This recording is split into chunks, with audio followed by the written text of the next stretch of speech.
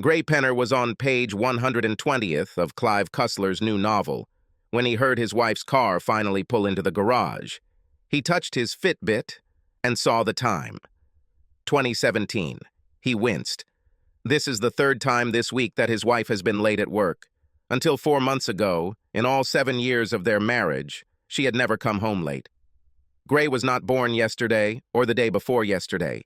The first few times Kelly called to report the delay, he didn't think anything of it.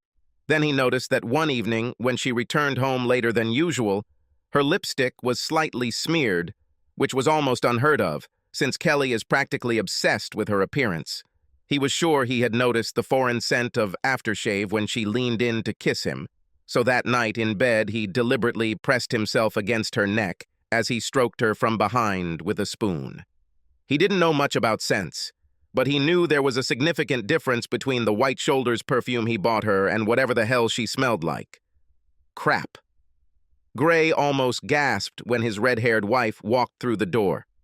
At 30, he felt that she was still as beautiful as when he first saw her in college, and his almost convulsive sigh was his usual reaction whenever he saw her after being separated for several hours or more. Entering the house, Kelly smiled to herself as she saw her husband's usual reaction. She knew his reaction was a sincere compliment, and besides, she had to admit to herself that she was turned on by her husband finding her attractive so soon after she had touched another man's lips. "Hey, honey," she said, moving closer to him, kissing him quickly on the lips and turning to head upstairs, her now invisible smirk both confident and condescending. "Make yourself comfortable. I'll be down in a minute." While his wife entered the house and went upstairs, Gray did not say a word, and she did not seem to notice. However, he noted the now familiar smell of aftershave lotion. Not for the first time, he furrowed his brow as he walked up the stairs, anticipating the impending confrontation that had to happen soon if he wanted to save his marriage. At this point, Gray was confident that his wife had not yet crossed the line in her relationship with handsome Paco Rabanne, as he mentally called her potential seducer, but in his opinion, she was getting closer.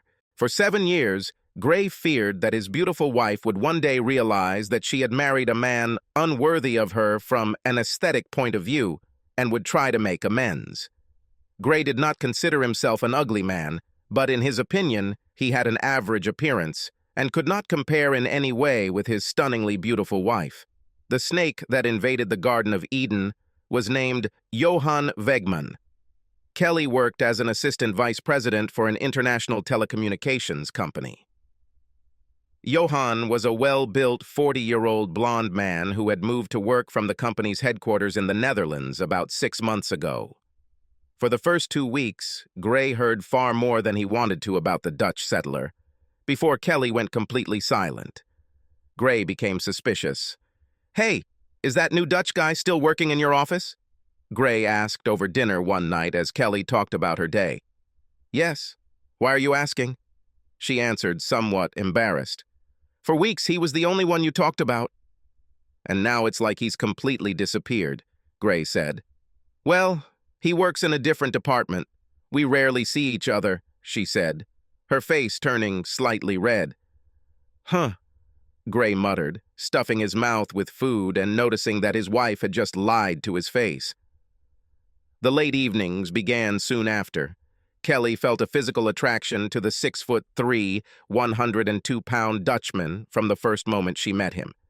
In addition to his physical attractiveness, he exuded a self-confidence that almost bordered on arrogance. He spoke 3 languages and had dark blue eyes that, according to Kelly, looked into her soul every time he looked at her. If she was being honest, she had to admit that when Johann smiled at her for the first time, she felt butterflies in her stomach. In fact, Kelly and Johann did not work in different departments and communicated quite often at work. Within a couple of weeks after Johann joined the company, the two of them began going to lunch together. Kelly loved her husband and did not even think about the fact that she and Johann were starting a relationship. Johann, for his part, was well aware that his relationship with Kelly was developing because he gently pushed her to do so.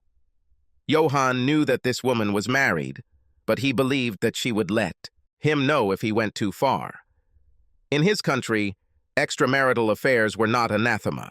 2 weeks later, they were working on a project that they didn't finish by the end of the day.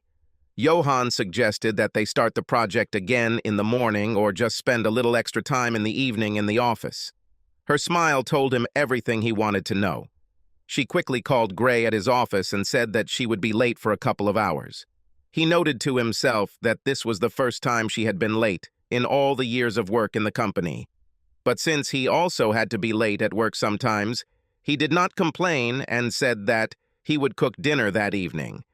She admired how attentive he was. They left the office at 7 o'clock, although they finished work at about 6:30. Both kept track of time. Working, or rather staying up late, became a habit for the couple, who initially spent their time talking. Then it turned into touching, hugging, and kissing. Kelly was well aware that she was teetering on the edge of a slippery slope, but she liked that she had a husband and a boyfriend. In fact, she was so caught up in her feelings that she either didn't notice or didn't care that her husband noticed. After graduating from college, Gray got a good position with a good salary at a small local telecommunications firm. Kelly, who had the same education as Gray, began working in a less senior position at an international firm. They planned not to have children until they were 30. It was also soon decided that Kelly would be the first to return to online college to earn an MBA and advance within her company. After she gets her master's degree, it will be Gray's turn so that he too can advance in his career. Kelly completed her master's degree in 4 years and soon received a promotion that put her salary and position in the company above her husband's. He was very proud of his wife and was pleased that their career plan was working. Carried away by her own financial and personal success, Kelly lost sight of their overall marital plan. When it was Gray's turn to get a master's degree, she said they should instead use the money to buy a house in which to raise their children. Gray was unhappy that his dreams didn't come first, but had to admit that buying a house for their future family was a good idea. He could always go back to college in a couple of years, she reminded him. Kelly always had something serious in mind for the couple to spend their money on, rather than Gray's MBA. He didn't want to seem selfish, so he always agreed with his wife's wishes. Kelly's ego really liked the fact that she was the main breadwinner of the family and that she had the biggest job of the couple. She began to perceive herself as the more equal among two equal partners. Kelly had butterflies in her stomach as she walked down the stairs. She loves her husband, but she needs Johan. She needs to feel him inside her. She needs to spend nights with him. She needs to cuddle with him after sex. But she could not cheat on her husband and must first tell him about it so that it does not become cheating. She knew that he loved her as much as she loved him, and that he would give her this one weekend, this license to have sex on the side. He never refused her anything. Dinner. In the microwave. You just need to turn it on for a minute, Gray said as Kelly appeared downstairs. Thanks, babe. I'll bring everything now. Can we talk? She asked. Gray looked up from his book. Dirk Pitt. We'll have to wait? Gray realized that Kelly had something important to say. Did this have anything to do with what he wanted to talk to her about soon? I want a free pass this weekend, Gray, Kelly said hesitantly but clearly. Gray froze in his place on the couch. His brain began to work intermittently. He hoped he didn't look as dazed as he felt. He felt like his insides wanted to burst out. Sorry? He asked, realizing that he had actually heard his wife correctly. I need to spend the whole weekend with Johan Wegman, she replied. We have feelings that need to be tested. Once. Only one. I love you, Gray. Not him. And after this weekend I will come back to you and spend the rest of my life showing you how much I love you. Gray felt even more nauseous as he realized that Kelly had ruined their marriage with her question. However, he decided that this tragedy needed to be played out to the end. What if after this weekend you decide that once is not enough? What if you decide you need him for more than one weekend? If you decide that you need him more than me? It will not happen. I promise, she said quickly. Is it true? And how can you promise such a thing? 12 years ago you already promised me. You swore that you would leave everyone else for me. and now you are going to easily break that promise." She blushed again and began to look anywhere but directly at him. "I need this, Gray, and I know you love me enough to give it to me," she whispered. "To be clear, Kelly, you don't need it, but you definitely want it, and you're hoping I'll be stupid enough to give it to you." "This will not happen," he said again. "But you are not my property, so if you really want to, you can do it. Just remember that for every action, there is an equal reaction." "Thank you, Gray." "I'm glad you understand," Kelly said. "No, baby, don't try to pretend that you misunderstood me. I just told you to do what you think is right, and then I will do what I have to do," he said. "As you say," she replied. When Gray walked through the door the next evening, Kelly was sitting at the kitchen table drinking coffee. As he entered, he noticed a small bag standing near the door. "She's definitely dressed for the evening," he thought, noticing that she was wearing one of her sexiest dresses, a cornflower blue, mid-thigh length one that showed off a fair amount of cleavage.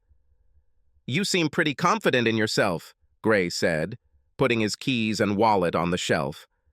She smiled flirtatiously. "I am confident in my beloved husband," she said quietly. He raised an eyebrow. "Now kiss me goodbye and have a good weekend." "Don't sulk," she said. Gray wanted to grab her arms and shake her until her head fell off. Instead, he gave her his saddest smile and shook his head. "God, how I loved you, baby," he whispered, turned and went upstairs. Although she realized he didn't kiss her goodbye, Kelly didn't notice Gray's use of the past tense of love as she left the house. Her thoughts were already several miles away, where Johan was waiting for her arrival. She felt like a 16-year-old virgin going to her first prom.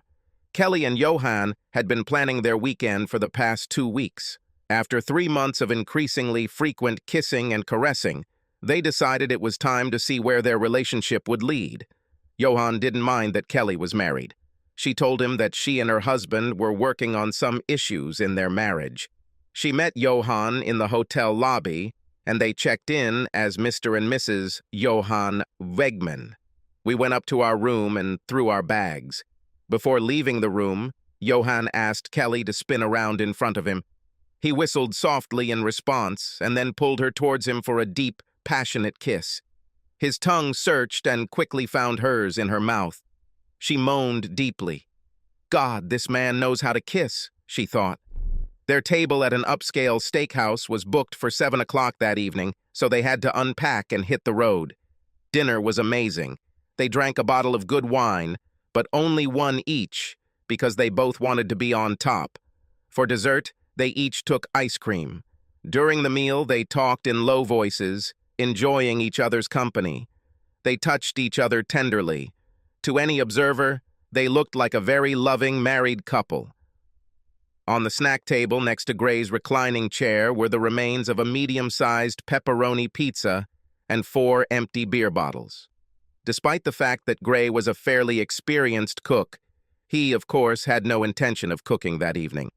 After some thought, he decided that pizza and beer were the ideal food for the evening when his wife would be giving her body to another man. After finishing his meal, Gray went upstairs to the bedroom with several large garbage bags. He spent the next 30 minutes haphazardly bagging all of Kelly's clothes, then went downstairs and piled them up by the front door.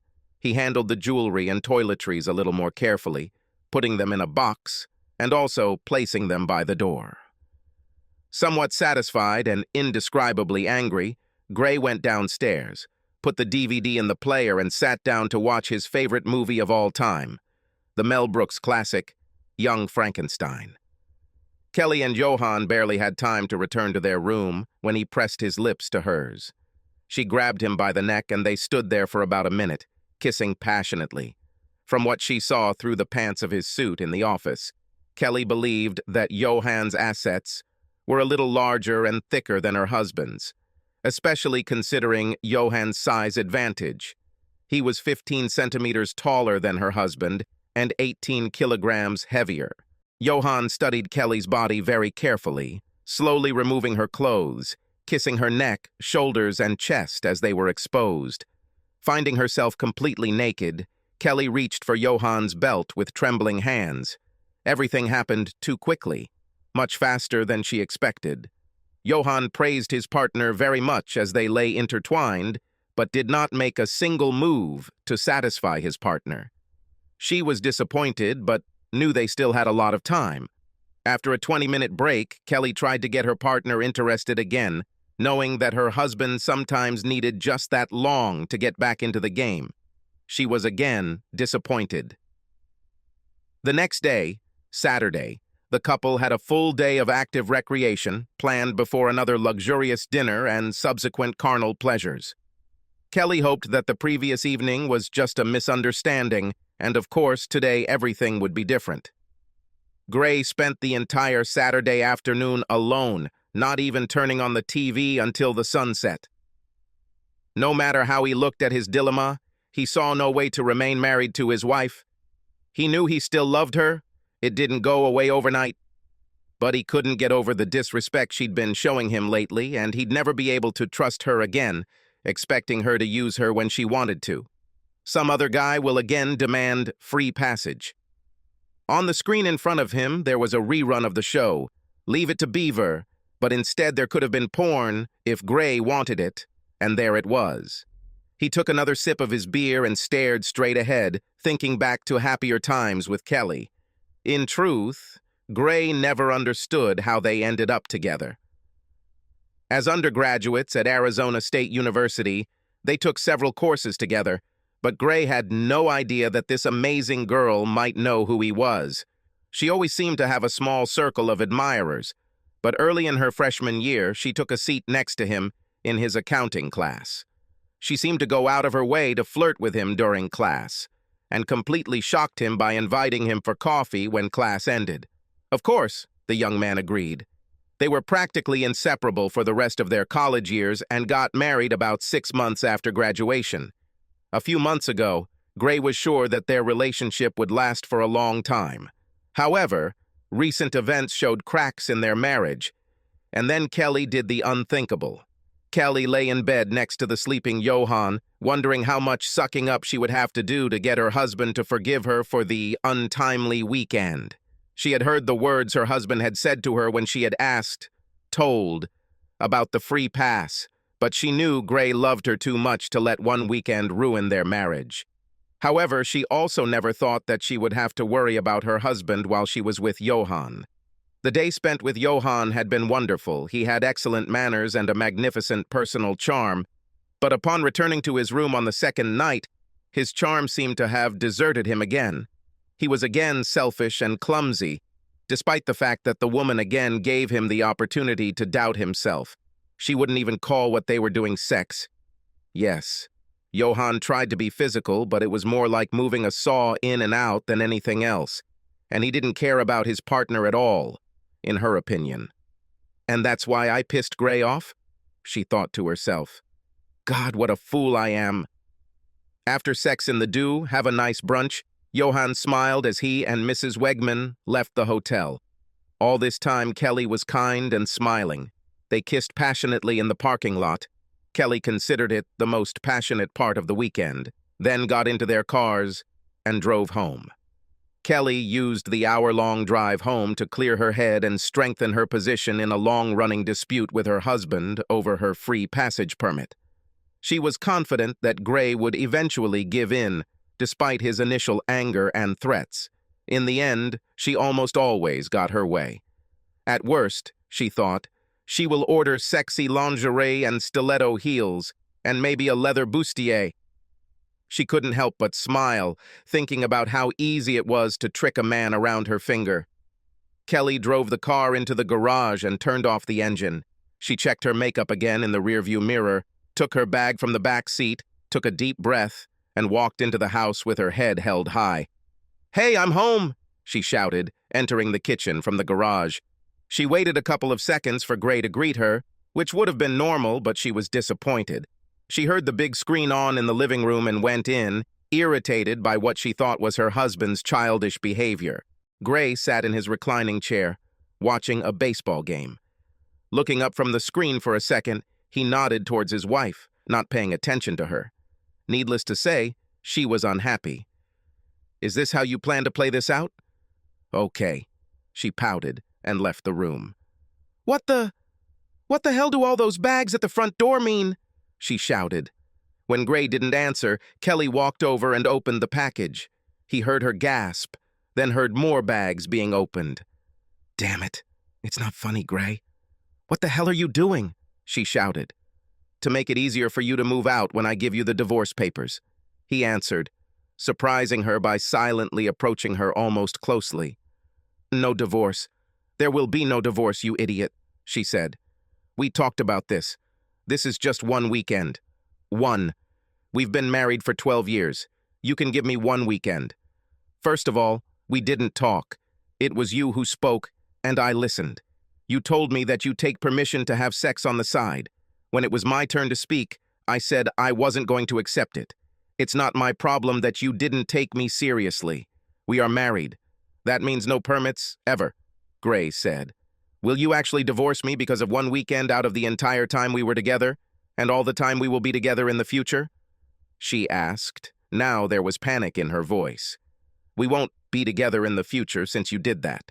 I told you this." "Which, I'll do what I have to word, didn't you understand?" Gray growled. Tears began to flow from Kelly's eyes. For perhaps the first time in their marriage, Gray did not move closer to his wife to console her.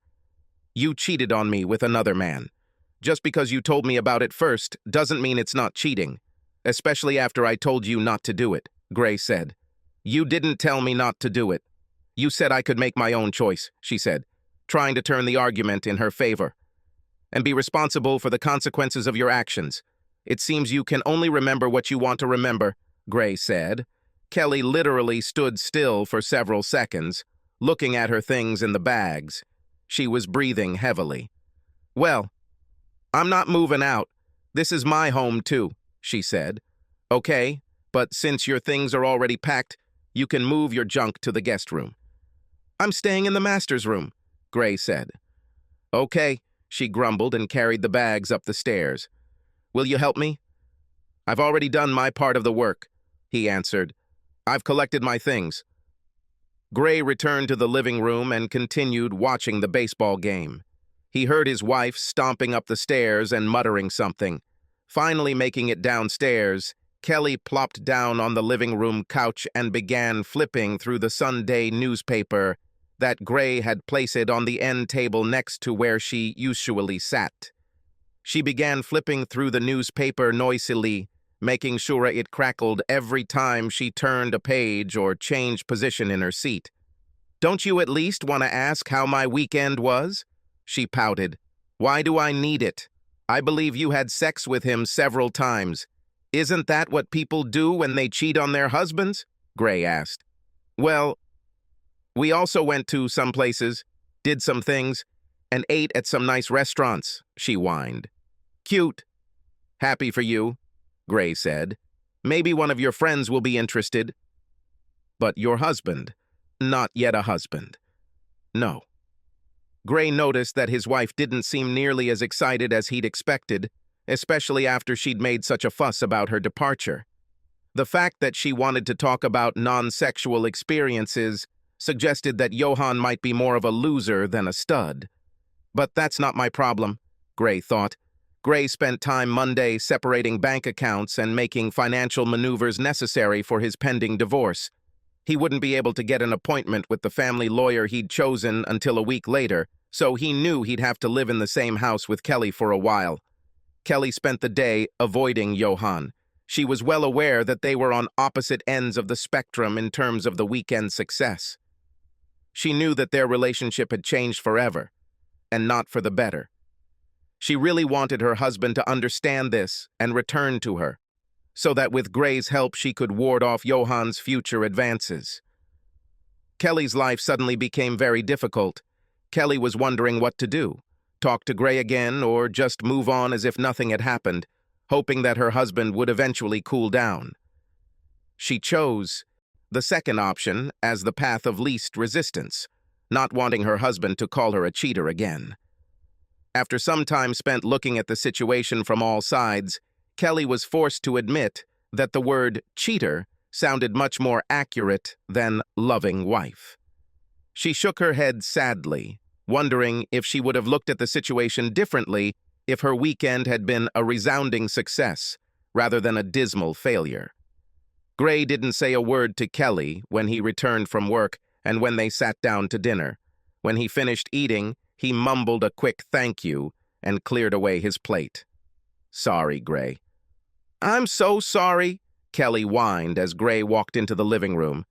"After all these years, I thought you loved me enough to give me a weekend." "Do I love you enough?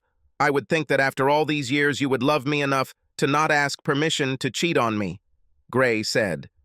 "How selfish and deluded do you have to be?" The next day at work, things went even worse for Kelly. 5 minutes after she entered her office, one of her best friends at the firm walked in and closed the door, which was not a very common occurrence in the office. "Please tell me you didn't spend the weekend with the Dutch, Thor," Emma LaSalle asked in a half-whisper, even though the door was closed. Kelly's eyes opened wide. "Was he bragging?" "No, no, no," she croaked, her face contorted with shame and anger. "I suppose if it doesn't come from you, it does from him," Emma said, "but I didn't hear it from him. I heard several girls whispering about it in the break room while I was drinking coffee. If they are whispering at 8 in the morning, then by noon, the whole office will be talking about it. Now this can no longer be hidden." Kelly put her head in her hands. Emma watched as tears fell onto her desk. "Yes, you have become that special one that all women hate, and every guy now wants to get his piece.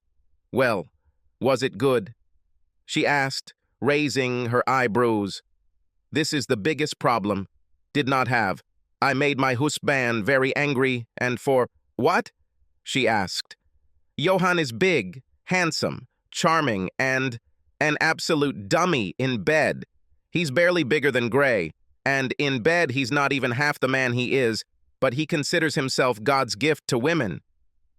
Emma's shocked look turned into one of concern. "So, how much time and apologies does it take to win back your husband's affection?" Emma asked, without the slightest hint of a smile. "I wish it were that simple," Kelly replied.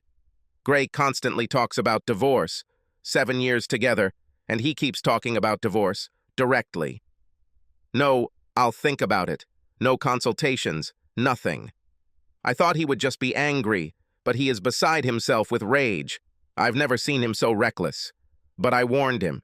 Yes, but if he didn't approve of it, your warning means nothing.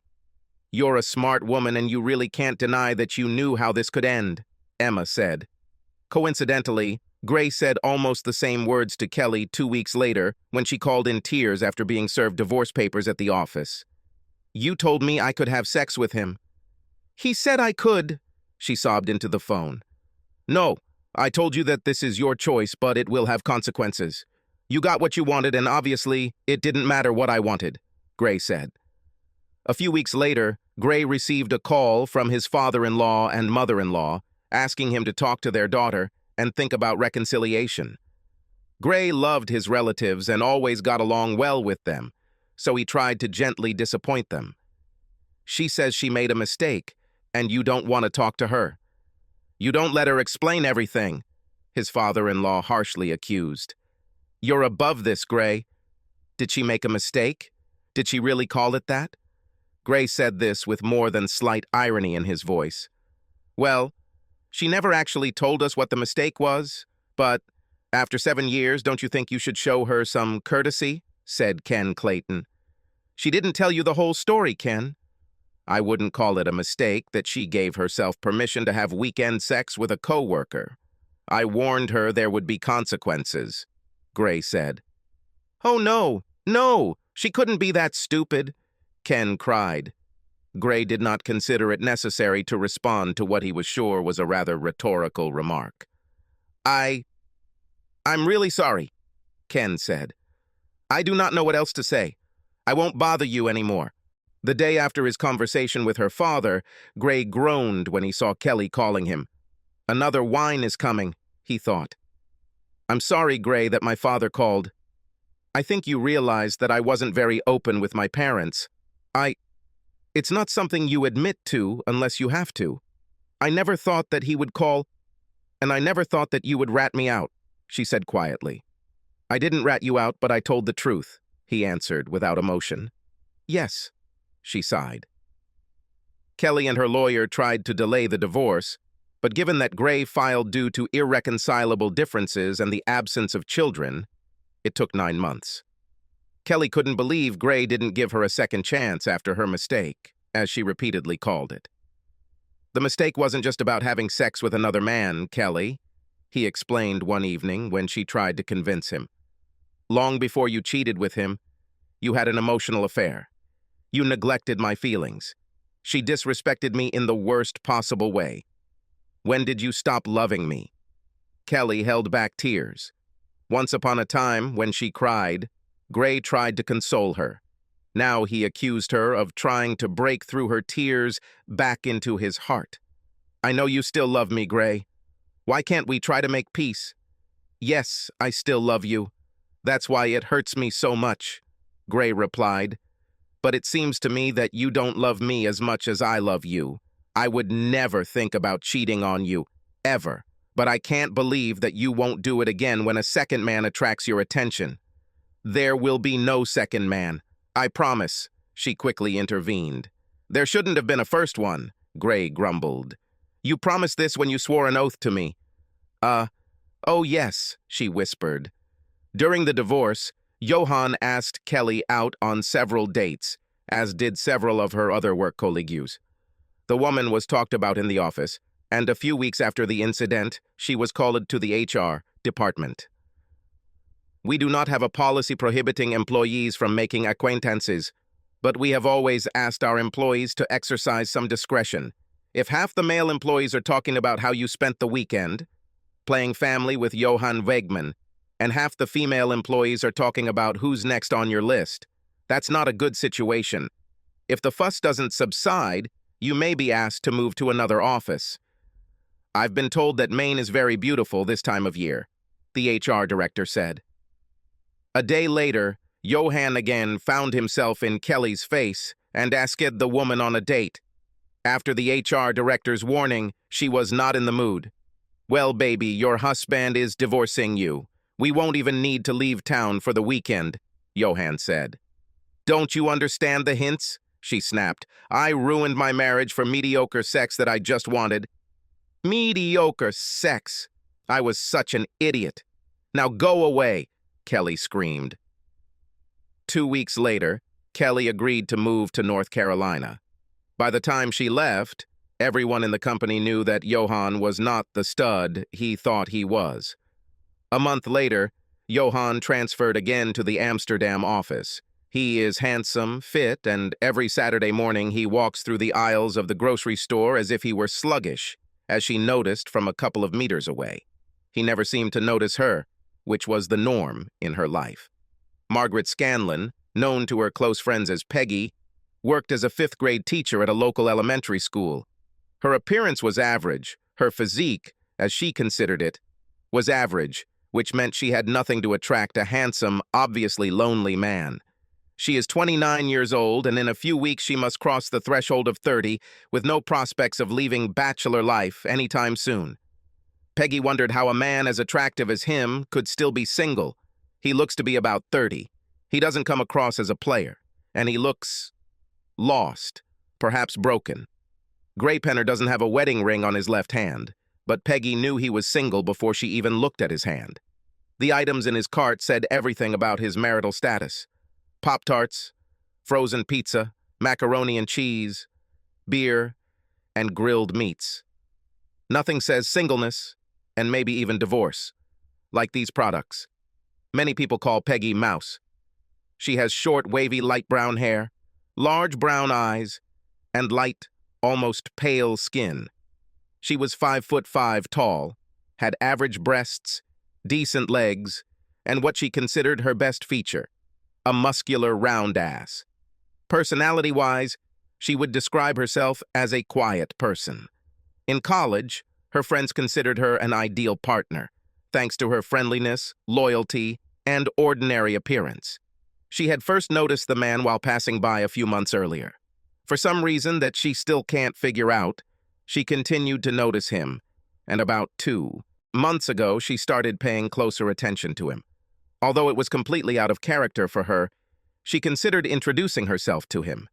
If only, "I know this may seem a little cavalier, but I am Peggy Scanlon. Would you like to have a cup of coffee with me?" Peggy asked a few weeks later, approaching the man. Gray stepped back and looked closely at the woman who had just verbally addressed him. Sure, she wasn't stunning like Kelly, and not many people were, but there was something about her look that made him agree. Something in her eyes made him want to know more about this mysterious woman. For the first time in the last 2 years, he treated a woman in more than just a friendly manner. "Yes, I think that would be great," Gray answered readily. Peggy Scanlon was an open book. Moreover, it was easy to read. In her 29 years, she hadn't dated often, and never seriously. She seemed smart and well-read, and he listened carefully as she talked about her past. Having finished her story, she sat silently and waited for him to tell about his past. She looked carefully into his eyes and decided that he was single because he was divorced. There was pain in his eyes that only someone who was deeply wounded could know. She watched him think. She saw that he was trying to figure out exactly how much he should tell about himself, and he told almost his entire story, while she sat in tense attention. When he finished, they both sat in silence. He sighed heavily and looked at the woman as if the whole weight of the world had been lifted from his shoulders. "Sorry for dumping all this on you," he said, looking up. "You are the first person I told the whole story to. They told me that I have such an influence on people. I'm also pretty good with small children and dogs," the woman said. Gray chuckled. He felt very comfortable with this stranger, almost like he did with Kelly before they went their separate ways. Gray made a date for the following Friday evening. On their third date, they had sex for the first time. Peggy tried to hold out longer, but turned out to be the weaker partner. There was something incredibly sexy about Gray's calm, reserved demeanor that she couldn't resist, even though he never made any overt sexual maneuvers. After a pleasant dinner at a Hungarian restaurant, Gray invited Peggy to his apartment for coffee and alcohol. At first, they sat next to each other in a love seat in the living room, and then Peggy leaned towards Gray and pressed her lips to his. 10 minutes later, they were lying naked in Gray's bedroom. Over the next hour, he tenderly made love to the woman. He noted to himself that for the first time after the divorce, he was making love with someone. In other cases, sex was just sex. During classes, he always kissed a woman. What? She muttered, clinging to him after they finished. Silence. "We'll have plenty of time to talk later. What are you doing in the next few decades?" he remarked. Peggy smiled tiredly at him, and he pressed his lips to hers. A woman who was a bridesmaid 4 times finally found herself in the spotlight after a year. They subsequently had a couple of children, a boy 2 years after the wedding and a girl 2 years later. Unlike her predecessor, Peggy never forgot her vows. And although Gray will never know it, Kelly will never forget this lesson either. A few years after moving to North Carolina, she remarried and remained faithful to her second husband for 15 years until she caught him cheating. She admitted to herself that she finally understood all the pain that Gray had endured and wasted no time in divorcing her second husband. Kelly always took care of herself and still went to the gym regularly. At 50 years old, she was still an attractive woman, unmarried, alone, and approaching 50 years of age. This was something she never imagined, even in her wildest dreams. Her second husband was 10 years older than her. He had no children, and he did not want to have them with Kelly. Now it's too late. She laughed out loud, or rather barked. Gray wanted 2 children, she wanted 3. So, by this time, all 3 of the couple's children would already be in their teens. She and Gray would attend various school and community events, sports, music, parenting. Both high school and college graduations are just around the corner, followed by weddings and grandchildren. And all this was lost, for the sake of mediocre sex. What a dumbass she was. She shook her head sadly for what must have been the 1,000th time. A few months later, on the other side of the country, Gray and Peggy Penner, along with their 15-year-old son Reggie, sat in the gym of the local high school and watched their 18-year-old daughter Phyllis receive her diploma. Peggy squeezed her husband's hand, and they exchanged glances with happy tears in their eyes. Gray leaned over and gave his wife a quick peck on the lips, causing his son to wince in teenage embarrassment. "Well, that's enough, you two. Not here, and not now," he whined. The parents smiled at him, then at each other, and both raised their eyebrows. Subscribe to our channel so that your second chaff doesn't cheat on you, and go ahead and listen to the next story, because this story is nothing compared to the next one. If you're under 18, don't even think about listening to the next one.